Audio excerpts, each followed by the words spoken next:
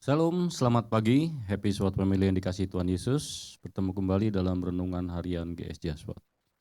Sebelum kita mulai, mari kita berdoa terlebih dahulu. Bapa, terima kasih untuk kasih setia Tuhan yang selalu menyertai kami. Kalau pagi ini sebelum kami mendengarkan firman Tuhan, kami berdoa kepada Tuhan. Beri kami hikmat dan pengertian supaya kami dapat memahami apa yang kami dengar, supaya kami dapat melakukannya. Terima kasih Tuhan, dalam nama Tuhan Yesus berdoa. Amin. Pagi ini saya membawakan satu renungan yang saya beri judul adalah kebodohan rohani. Diambil dari Efesus 4 ayat 18 yang berbunyi demikian.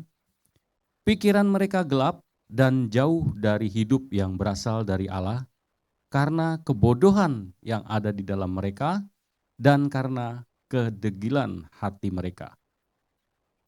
Di sini saya mau fokus pada kata kebodohan rohani ya. Pikiran mereka gelap dan jauh dari hidup yang dari Allah, jauh dari Allah. Itu karena apa? Karena kebodohan rohani dan karena kedegilan hati mereka. Ya.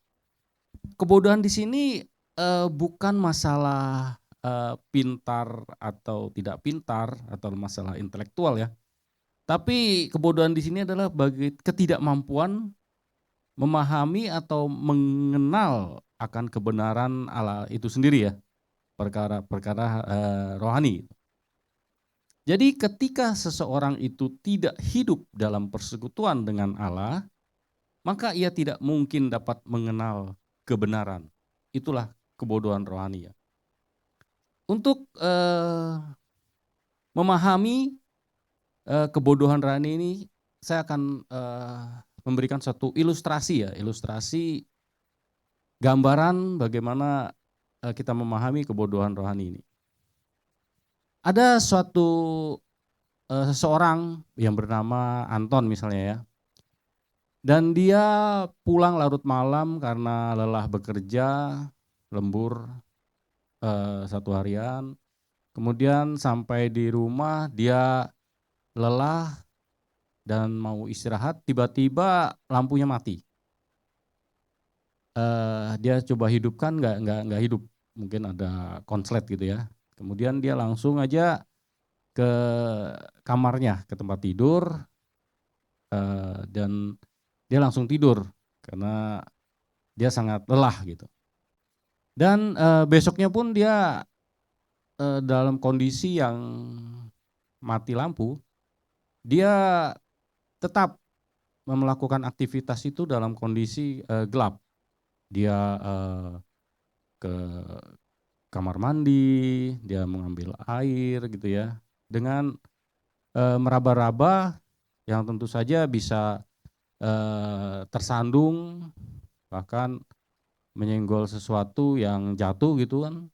Pada saat suatu ketika ya dia terinjak akan pecahan daripada ini ya, gelas gitu, dan menyebabkan kakinya luka gitu.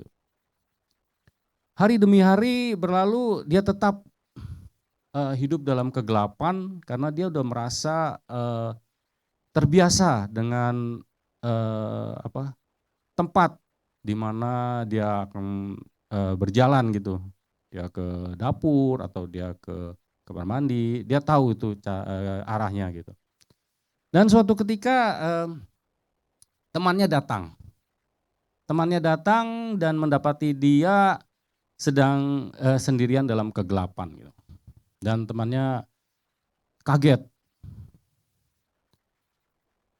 Ton, kok kamu hidup dalam gelap gini sih? Kok bisa gitu? Antoni bilang ya santai aja bro. Ya udah biasa nih hidup dalam gelap gini. Tanya, wah nggak benar nih bro.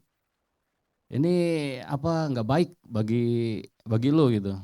Tiba-tiba temannya tuh ngidupin ini ya senter, dan Antoni merasa silau gitu. Aduh, silau bro, matikan aja senternya. Aku nggak bisa silau itu. Nah itulah gambaran bagaimana kalau seseorang itu hidup dalam kegelapan adalah suatu kebodohan gitu ya. Kebodohan rohani itu bukan suatu kebodohan secara rohaninya, tapi dia sudah terbiasa hidup dalam kegelapan sampai tidak bisa lagi menerima akan firman Tuhan, akan terang itu sendiri ya. Kebodohan rohani itu timbul atau ada akibat dari yang pertama adalah menolak kebenaran atau menolak firman itu sendiri ya. Seperti lampu yang tadi tersedia, tapi dia tidak mencoba untuk menghidupkannya gitu. Dia merasa bahwa gue udah nyaman nih dengan hidup gue gitu. Gue nggak mau berubah, gue sudah enjoy dengan apa yang ada gitu. Ya lalu yang kedua adalah mengabaikan firman gitu. Seperti punya senter tapi tidak dinyalakan atau tidak digunakan gitu. Aplikasinya adalah saat banyak orang saat datang ibadah mendengar khotbah tapi tidak menerima akan firman itu, tidak menerapkan dalam kehidupannya gitu. Yang ketiga adalah ya tidak membuka diri. Di mana yang seperti ilustrasi tadi, Anton menutup mata ketika lampu dinyalakan, ketika senter dinyalakan. Nah itu gambaran bagaimana saat teguran itu terasa menyakitkan. Nasihat itu terasa mengganggu gitu. Bahkan khotbah itu terasa seringkali menyinggung gitu ya. Masalahnya itu bukan khotbahnya atau bukan firmannya. Masalahnya adalah karena hati kita itu sudah tertutup.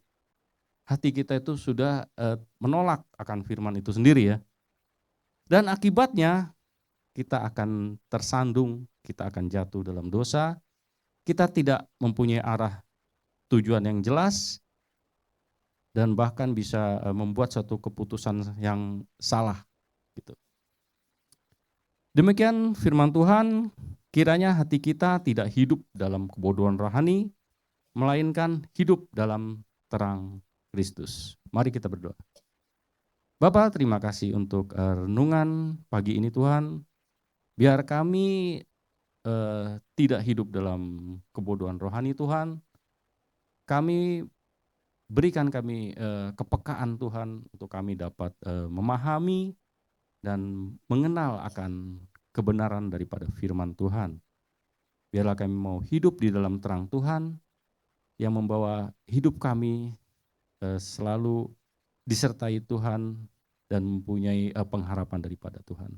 Terima kasih Tuhan, kami serahkan hidup kami hanya di dalam nama Tuhan Yesus. Haleluya, amin. Terima kasih, Tuhan Yesus memberkati.